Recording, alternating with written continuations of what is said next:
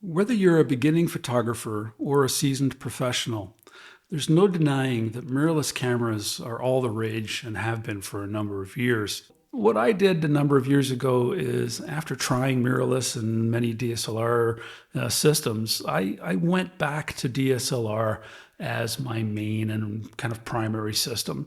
I shoot with the Nikon D750, but there does come times where a mirrorless does make sense.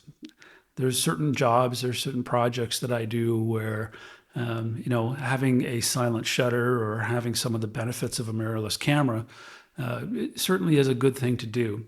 So after, spending the last number of years mainly focusing on the DSLR system, I thought it might be a good time to talk about, integrating a mirrorless camera into the setup. And in my case, the camera that I've been using along with my D750 has been the Nikon Z6, the original Z6 that came out, their first full-frame mirrorless camera. I don't think it's necessary, at least in my case, to specifically say I have to be a DSLR shooter or I have to be a mirrorless shooter. Nowadays, with used cameras and the way that the market is, it's very inexpensive to get into professional level cameras, full frame cameras, if that's something you're into. So there's lots of choices out there, and I think you can put together a system that works for you.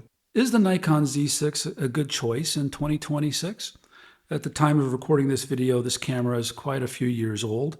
They're on the Z6 version 3 now, so a couple of major upgrades since this camera has come out. And I have looked at those cameras, and there's a lot of software and a lot of speed increases, but the actual camera itself is not very different. Specifically when it comes to the first point, and one of the things that I like, about this camera, which is the ergonomics. Nikon, to me, has always worked in my hand. It's always felt really comfortable. I like the way they've always placed the buttons, the way that the shape of the grips have been on Nikon cameras. I find them just to be something that I work with and connect with very easily. The camera feels really solid. It definitely feels like it's a solid piece of metal. It's got a good weight to it, and there's no flex, there's no play. It certainly feels extremely well made. Comparatively to the D750 that I'm used to shooting with, it definitely is a smaller camera. As you see here side by side, it's definitely shorter, it's definitely narrower, it's not as tall, it's a more compact system. But it definitely feels solid. It has that nice, just kind of confidence-inspiring weight to it, where it's not too heavy, but it's not light. It doesn't feel like a toy. It definitely feels like a professional camera. The fact that it is smaller can also be a little bit challenging. When I use it side by side with my D750, it's definitely noticeable when I switch bodies. The D750 to me is a more comfortable camera, especially with somewhat larger lenses. It does feel a little bit more comfortable. My fingers don't hang off, on the grip a little bit. This one I feel like I have to be a little bit more careful about where I place my fingers. My pinky's not falling off, but I do have to just keep a little bit, tighter grip on it. And that's okay. You get comfortable with it, but switching between the two, on a shoot, I definitely, every time I picked it up, it has the Z6 has a different feel to it than the DSLRs. And if you were using one or the other as your, only camera, you get used to it and you'll adapt to it. And it's certainly, it's not a bad thing. It's just different. Buttons are all pretty much in the same place as other Nikon cameras, so it's very easy to operate the camera. And the Z6 has, your standard layouts for, your mode selection dial on top. There's a dial or, up here with your thumb. Some people have talked about that being in a strange spot. I get that, but I don't find it to be a problem. It's very comfortable and easy to get to, and it's certainly nice and solid. It's not, I've never knocked it or bumped it. So to me, it works fine. The one thing that is a little strange is the front dial. I find that the front dial is a little bit more compact than on a DSLR, and therefore it seems a little bit more recessed into the body. And I think you just have to be a little bit more deliberate when you go to turn the front dial than you do on a DSLR. The actual dial itself is a different material. It's a little bit more rubbery on a DSLR, has bigger kind of notches cut into it, so it feels a little more grippy when you grab it on a DSLR, a little bit easier to turn. This one is a little bit more compact, a little bit finer, so you've definitely got to, kind of just be a little bit more deliberate. The things that I think I like about it ergonomically as well is it does have the tilt, screen, just like the D750 has. So, that's nice and consistent for me. I can, use them the same way for shooting low or from, shooting up above, or from doing, any video work. It's nice to be able to flip that down and be able to see what's going on. Definitely one of the biggest features about the mirrorless cameras that I think is very useful is the fact that the camera has built-in image stabilization at the sensor level. That's something that traditionally as a photographer, a lot of people like myself grew up, learning without image stabilization in the camera body. So if you're using prime lenses and all of that, you learn to take that into consideration and use your shutter speeds accordingly and make sure that you're holding the camera solid, those kind of things. So having the stabilization built in is definitely a bit of a safety net in some cases, but I think it also offers some big advantages for if you're using prime lenses or adapted manual focus lenses. It's nice to be able to shoot at lower shutter speeds and know that you can get 2, 3, 4 stops of handheld ability in low light, so a little bit cleaner images. And of course, if you're shooting video with a prime lens or a non-stabilized lens, it becomes stabilized because it's on the camera with stabilization. So it's super nice for video to be able to do, some basic handheld work and know you're going to get relatively stable footage. Certainly one of the biggest changes from SLR style cameras to mirrorless cameras is the move from an optical viewfinder to an electronic viewfinder. One of the biggest reasons why I went back to a DSLR for my main camera is the optical viewfinder. I like seeing the real world through glass and mirrors. To me, it's just a much more engaging system. It's more responsive. I like the stability and the predictability of it. And to me, it's a little bit less distracting. So that's one of the big reasons why I went back to SLR style cameras for my main camera. But there's no denying that there are certain advantages and certain niceties of having an electronic viewfinder. And there are certain situations where they certainly can help and certain situations where they're nice to use. And when it comes to the Z6, Nikon has certainly done an excellent job with their EVFs. They're certainly one of the best ones out there that I've seen.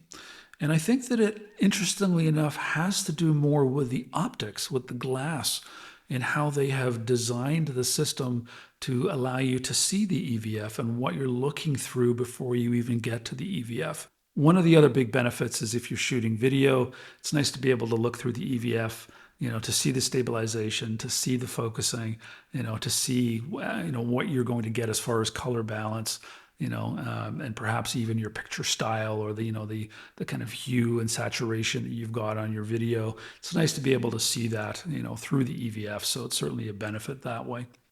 The other big change from, DSLRs, particularly with the Nikon system, is the change to the Z mount. It is a whole different lens mount on the Z cameras. I have mixed feelings about it. I'm a fan in some ways, but not a fan in others. I've talked about it in my other videos that I find the mirrorless lenses to be expensive. I find them to be much longer, potentially bigger, a little bit less discreet than the comparable DSLR lenses. And for that reason, I've not invested in the mirrorless lenses. I'm not convinced that that's something that I enjoy using. I've owned a number of them, and I've always ended up selling them. And nowadays I tend to stick to using the FTZ adapter with my DSLR lenses. I prefer that. I just find that, number one, being able to use the same lens on both cameras and not having a mirrorless lens that I can't put on my DSLR is more convenient for me. One of the things that I do like a lot about the Z mount is its short flange distance. That lets you mount just about any other brand of lens on the camera with an adapter very easily. And the one that has me interested the most is the Z mount to Leica M mount adapter. The ability to use the classic rangefinder style M mount lenses on the Z camera is really nice for a number of reasons for me. Number one, I think they're just really excellently built, optically beautiful character lenses. I like the fast aperture. I like the compactness, and generally the build quality in those lenses are excellent. So having the Z to M adapter lets me kind of grow into that system of lenses, at least. Whether you want to get into the bodies or not is another story.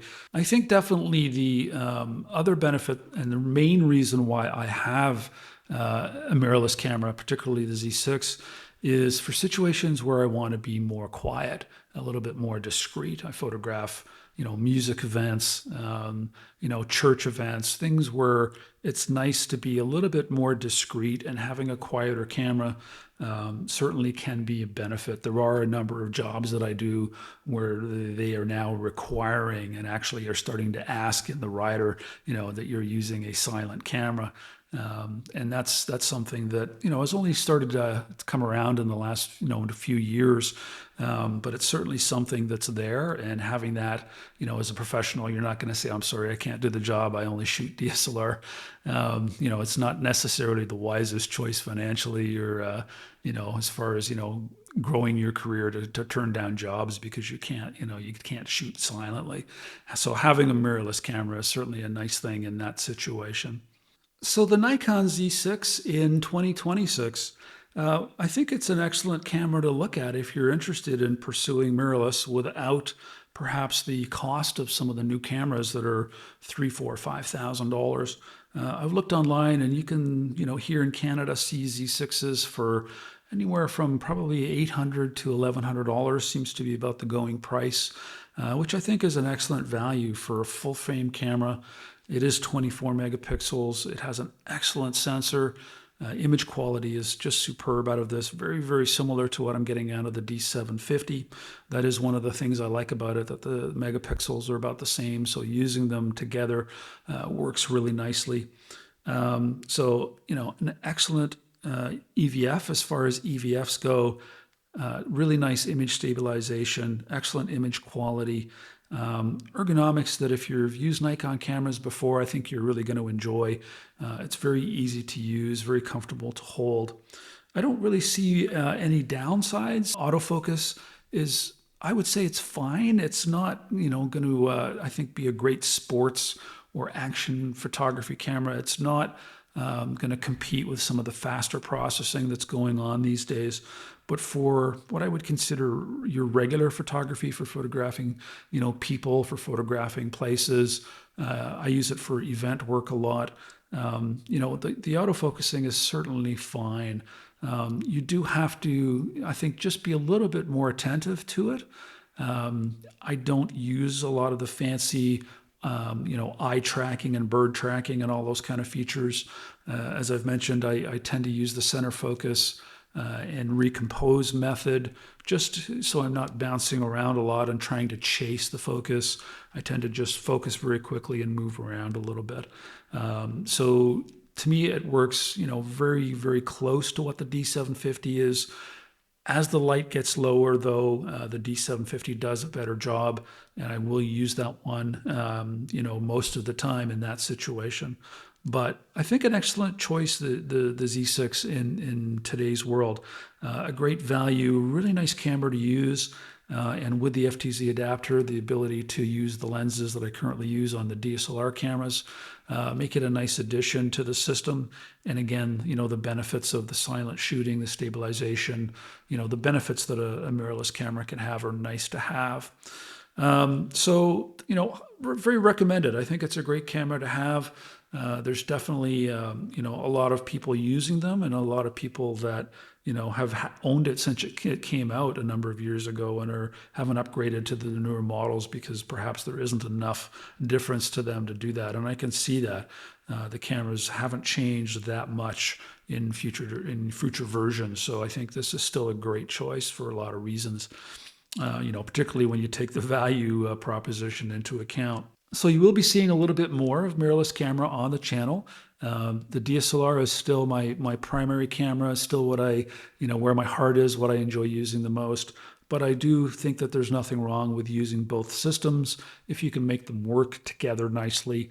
In the case of the Z6 and Nikon, it shares the same batteries with the FTZ adapter, the same lenses, the same flash. So it integrates very, very easily into the system.